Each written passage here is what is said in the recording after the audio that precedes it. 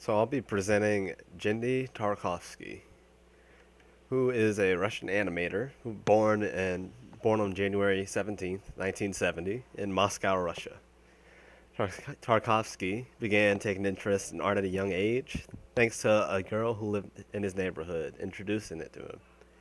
He didn't believe he was very good at art at the time, and later he began to have a resurgence when he moved to Chicago. There, he got his hands on an issue of Super Friends, which inspired him to become a major influencer.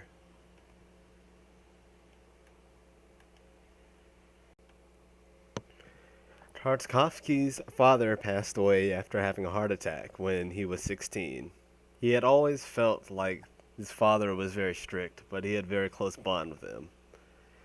Tarkovsky had to work while going to school, while also trying to get into advertisement. The advertisement class was full at the time, so he decided to instead take animation. Taking the class piqued his interest, and he went off to study at the California Institute of the Arts with his friend Robert Brinzetti.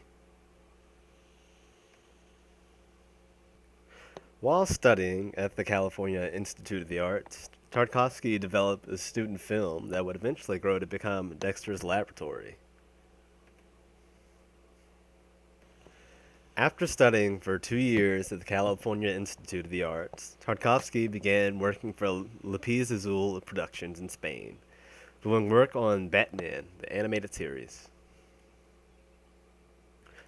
Early on in Tarkovsky's career, he landed a job as art director for the show Two Stupid Dogs at Hanna-Barbera, where shows like Scooby-Doo and other popular shows were made.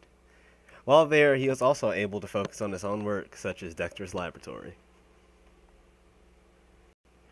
Tarkovsky also helped to produce the Powerpuff Girls and the Powerpuff Girls movie, which were both nominees for the Emmy Awards. He'd eventually go on to win an award specifically for his piece. In 2011, Tarkovsky began working for Sony Animation Pictures, where he was able to work on Hotel Transylvania, which would later receive two sequels, and became his feature film that he's been widely known for. It's always been his dream to work on something of such a high caliber, and he finally got to do it after a long journey.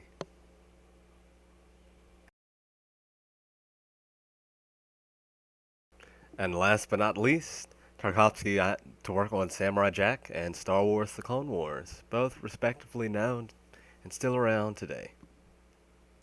Thank you for joining me for this presentation.